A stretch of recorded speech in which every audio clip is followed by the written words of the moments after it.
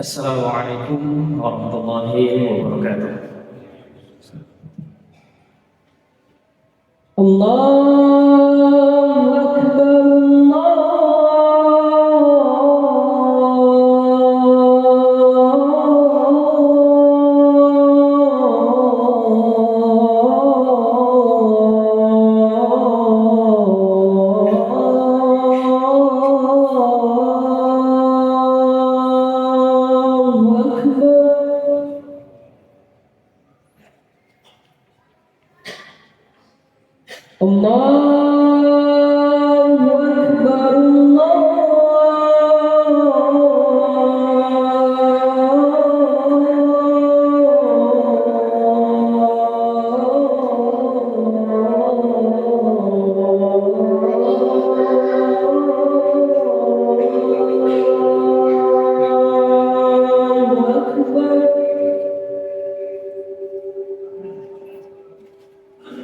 أشهد أن لا إله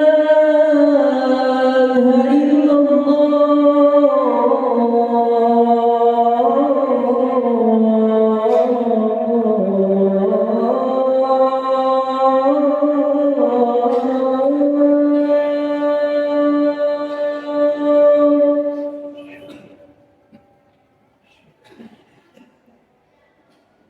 أشهد أن لا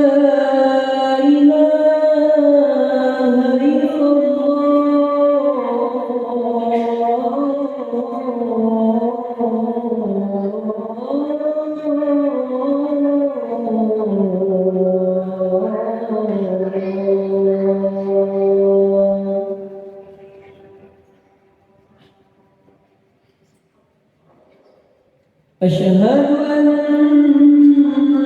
محمد رسول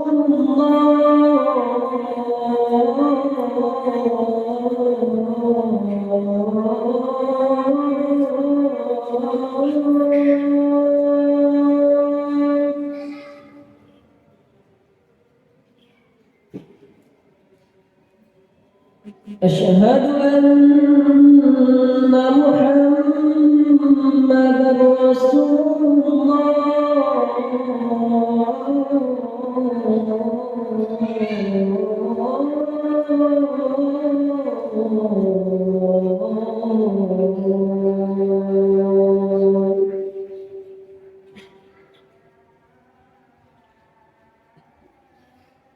حي على الصلاة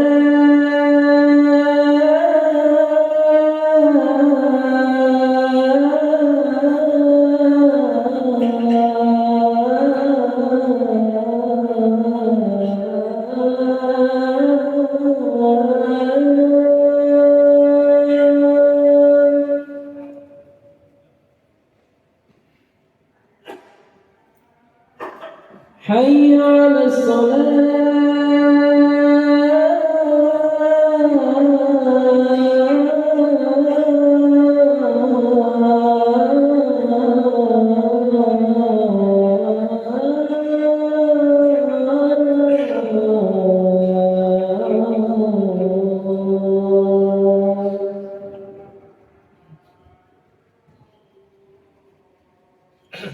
حي على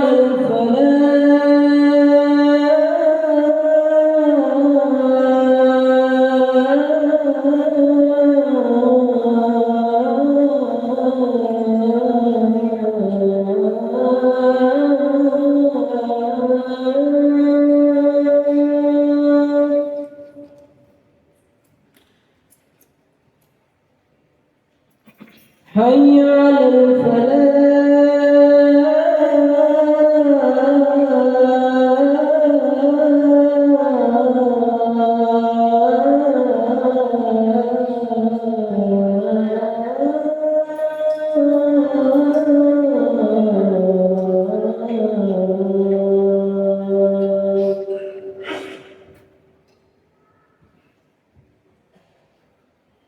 الله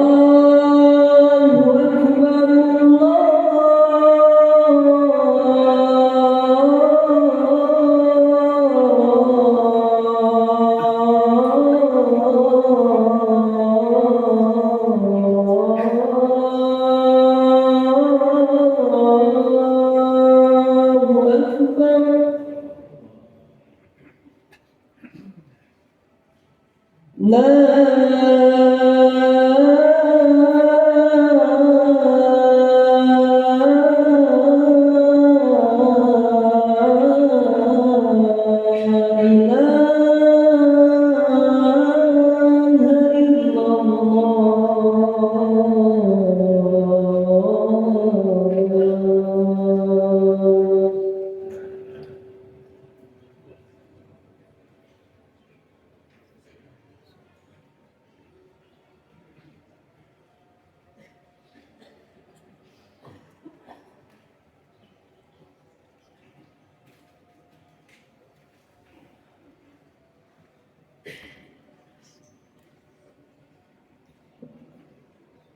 Innal hamdalillah nahmaduhu wa nasta'inuhu wa nastaghfiruh wa na'udzu billahi min shururi anfusina wa min sayyiati a'malina.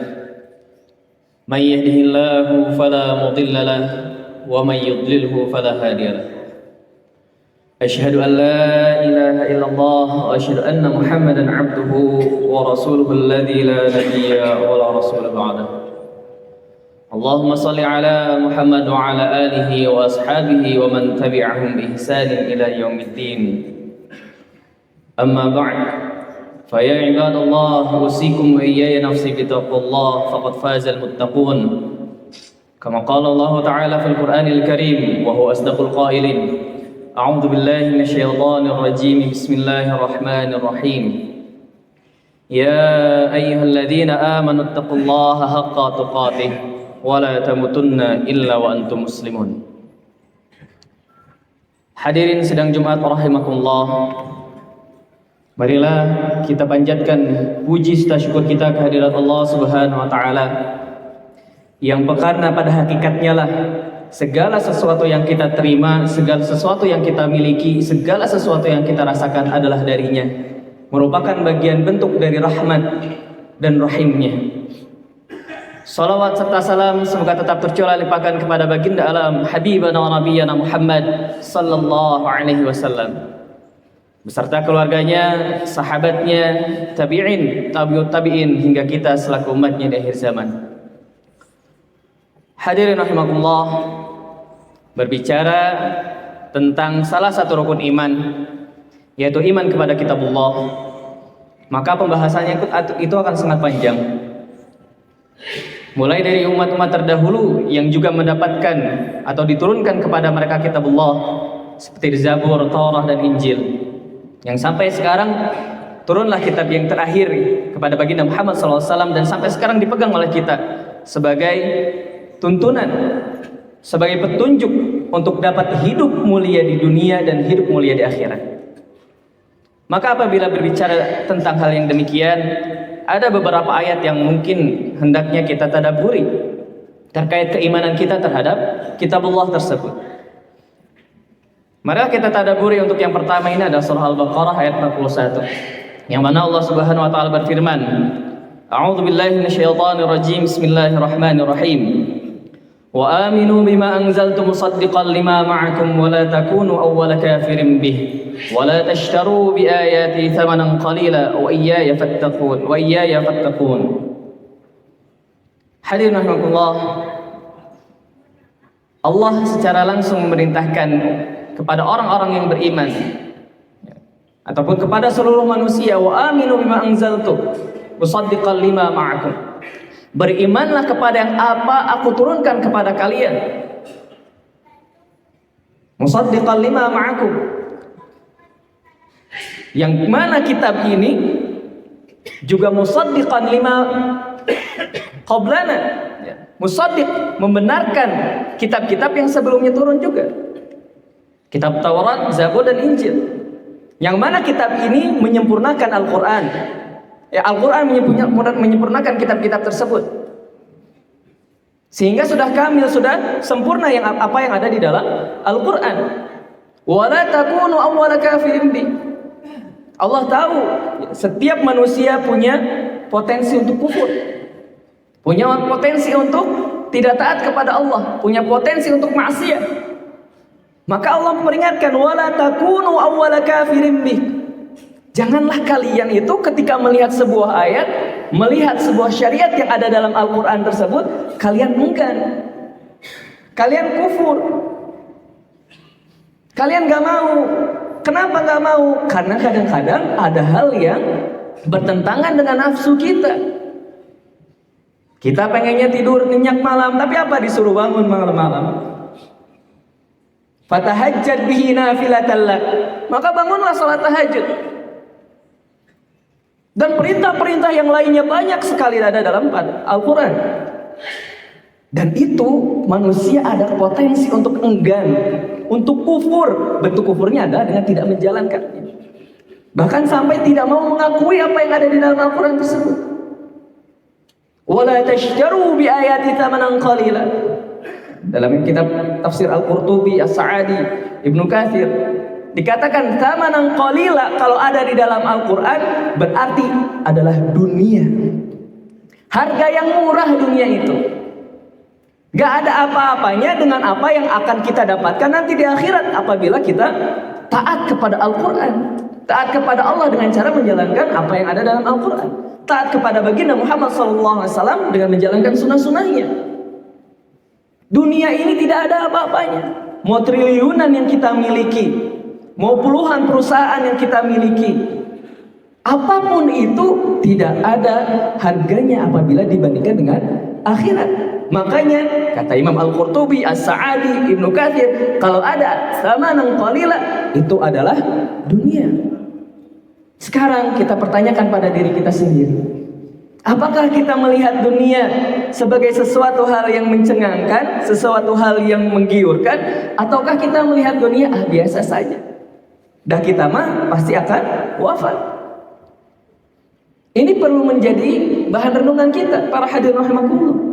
Jangan sampai kita silau dengan dunia ini, silau dengan pangkat jabatan, silau dengan harta, silau dengan kehormatan-kehormatan yang ada di dunia. Hormat di dunia belum tentu terhormat di akhirat. Tapi kalau terhormat di akhirat, pasti Allah akan jaga di dunianya. Para hadirin rahimakumullah, kalau kita lihat umat-umat terdahulu, contohnya saja Bani Israel atau Yahudi, maka Allah kelompokkan mereka. Allah kelompokkan mereka kepada 3 kelompok. Ya, yang berkaitan dengan kufur tadi.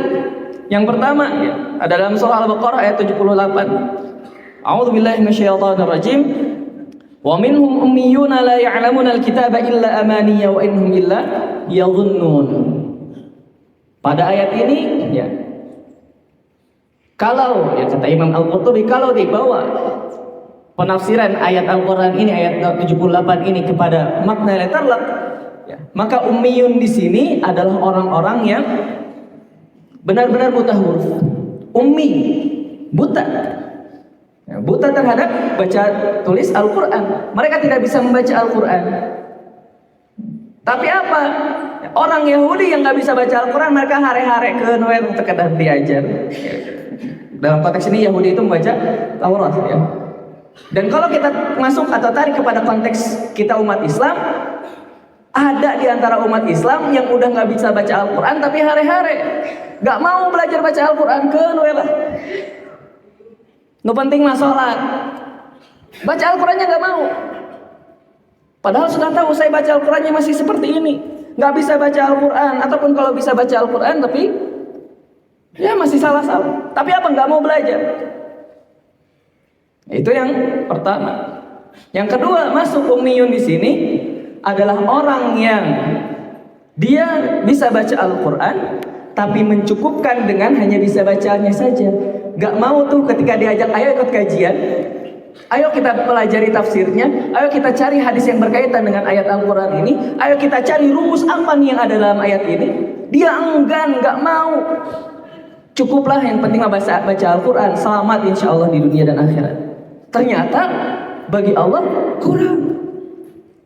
Kalau benar-benar ingin menjadi orang yang beriman dan orang yang bertakwa, itu masih kurang. Kenapa? Al-Quran itu sebagai petunjuk. Bagaimana Al-Quran sebagai petunjuk kalau kita tidak mengerti apa yang ada di dalamnya? Beli mesin cuci saja, kalau petunjuknya dalam bahasa Rusia, kita nggak ngerti kan? Nggak tahu nyalainnya bagaimana, nggak tahu cara mengeringkan cuciannya bagaimana. Lama-lama rusak mesin cucinya. Bagaimana dengan hidup kita? Kita nggak bisa baca Al-Quran, nggak ngerti apa yang ada di Al-Quran, terus kita merasa hidup kita aman-aman saja. Rusak hidupnya. Kenapa? Karena nggak tahu apa yang dilarang di dalam Al-Quran, nggak tahu apa yang diperintahkan dalam Al-Quran. Itu yang kedua. Yang ketiga, ya dalam surah Al-Baqarah juga ayat 79 lanjutannya. Allah Subhanahu wa taala berfirman, "Fawailul lil ladzina yaktubuna al-kitaba bi aydihim thumma yaquluna hadza min 'indillahi liyashtaru bihi thamanan qalila. Fawailul lahum mimma katabat aydihim wa wailul lahum mimma yaksibun." Pada ayat ini, ya, bentuk kekufuran selanjutnya, kalau tadi yang pertama adalah orang yang buta huruf, yang kedua bisa baca Al-Quran tapi nggak mau mempelajari lebih lanjut, yang ketiga adalah orang-orang yang sudah mendalami ilmu agama, tapi apa? Ya, kalau Bani Israel, orang Yahudi, yaktubun, mereka melakukan tahrif, melakukan revisi-revisi yang ada dari kitab Taurat. Mereka mengubah kitab Taurat, mereka mengubah Injil. Kalau dibawa ke dalam konteks kita umat Islam, yang mana banyak hafiz, yang ketika ada perubahan sedikit saja dalam Al-Quran langsung tahu bahwa ada perubahan di sana, sehingga terjaga Al-Quran dari tahrif, maka bentuk yaktubunal kitabah di sini bagi orang-orang yang mempelajari ilmu agama, mungkin itu adalah para ulama, mungkin itu disebut juga ustadz, mungkin disebut kiai, tapi mereka mengeluarkan fatwa-fatwa hanya untuk kepentingan segolongan kelompok saja. Mengeluarkan fatwa-fatwa hanya karena nafsunya saja. Tidak mau menunjukkan kebenaran yang ada di dalam Al-Quran. Mereka mengeluarkan fatwa agar selamat kedudukannya, agar selamat jabatannya. Mereka keluarkan fatwa sesuai dengan apa yang diinginkan orang yang meminta fatwa. Inilah bentuk kekufuran yang ketiga dari orang-orang yang diturunkan kepada mereka kitab samawi. Para hadirin rahimakumullah, kalaulah kita terjerumus ke dalam salah satu dari tiga kategori tadi, maka ya, kalau kita lihat orang-orang Yahudi tidak akan jauh dari beberapa penyelewengan selanjutnya, karena tadi tidak mau mengenal kitabnya. Yang pertama, dalam surah Al-Imran ayat 21, Allah Subhanahu wa taala berfirman, "Innal ladzina yakfuruna bi ayatillahi wa yaqtuluna an-nabiyyina bighairi haqq wa yaqtuluna alladzina ya'muruna bil qisti minan nasi fabashshirhum bi'adzabin alim." Ketika seseorang tidak mau mempelajari kitabnya, tidak mau mempelajari Al-Qur'an, hanya mencukupkan bisa baca, bahkan yang nggak bisa baca nggak mau belajar, maka apa di sini? Mereka akan yaqtuluna an-nabiyyin. Orang Yahudi membunuh para nabinya. Kalau ditarik kepada konteks kita, maka kita meninggalkan sunnah. Kita menganggap gak usahlah melakukan sunnah baginda Muhammad, yang penting melakukan wajib saja. Ini sudah masuk, ya, kata Imam Sa'di, kepada qatlunal anbiya. Secara ya, bukan makna harfiah, tapi membunuh para nabi di sini adalah meninggalkan sunnah baginda Muhammad Sallallahu Alaihi Wasallam. Kita merasa udah nggak usah, dah katanya kalau nggak melakukan sunnah nggak apa-apa. Padahal ketika kita ketinggalan satu sunnah, maka seharusnya kita merasa rugi, karena ada potensi kita mendapatkan pahala di sana. Sedangkan kita tidak ada yang bisa menjamin amal apa yang diterima oleh Allah. Kita sholat, kita zakat, kita puasa, belum tentu itu diterima oleh Allah. Maka perbanyaklah amal. Salah satunya dengan menambah sunnah-sunnah baginda Muhammad SAW. Selanjutnya, ya, kalau orang-orang yang tidak mau mengambil atau mempelajari kitabnya, kitabullah, maka pada ayat ini, ayat Al-Imran ayat 21 dikatakan bahwa mereka akan menutup telinganya dari kebenaran. Ya'muruna bil qisti, ketika ada orang yang menyuruh berbuat adil, menyuruh buat benar, maka mereka akan menutup telinganya. Saya tidak mendengar apa yang kalian katakan, saya akan berjalan dengan apa yang sudah saya imani, yang telah saya lakukan. Akhirnya apa? Akhirnya kita lihat sekarang banyak ketidakadilan yang terjadi di muka bumi ini. Kalaulah semua orang itu mau mendengarkan kebenaran, mendengarkan kebaikan, maka umat Islam itu ya dari dulu tidak akan mungkin tuh Palestina terjajah sampai 78 tahun. Tidak akan ada negara-negara lain, Rohingya dan lain sebagainya macam. Karena apa? Ketika ada Muslim yang terzalimi, akan turun umat Islam membantu. Para hadirin rahimakumullah, betapa kita itu harus berhati-hati jangan sampai masuk kepada 3 golongan ini. Karena kalau kita masuk kepada 3 golongan ini, kita akan jauh dari kebenaran. Barakallahu li wa lakum fil Qur'anil Karim wa nafa'ani wa iyyakum bima fihi minal ayati wa dzikril hakim wa taqabbala minni wa minkum tilawatahu innahu was-sami'ul 'alim.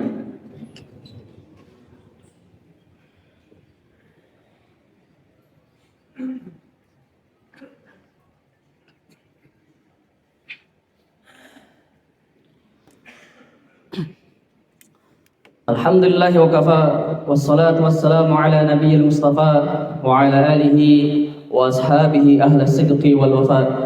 Asyhadu an la ilaha illallah wa asyhadu anna Muhammadan abduhu wa rasuluhu alladzi la nabiyya wa rasula ba'dah. Allahumma shalli ala Muhammad wa ala alihi wa ashabihi wa man tabi'ahum bi ihsanin ila yaumiddin. Fa ya ibadallah usikum wa iyaya nafsi bi taqwallah faqad fazal muttaqun. Amma ba'd. Hadirin rahmatullah, pada khutbah yang kedua ini khatib ingin menyampaikan 5 tingkatan keimanan manusia terhadap Al-Quran. Yang pertama yaitu mendengarkan. Ketika seorang mukmin atau seorang yang mengaku dia muslim mendengarkan Al-Quran saja sudah panas, mendengarkan Al-Quran saja sudah enggan.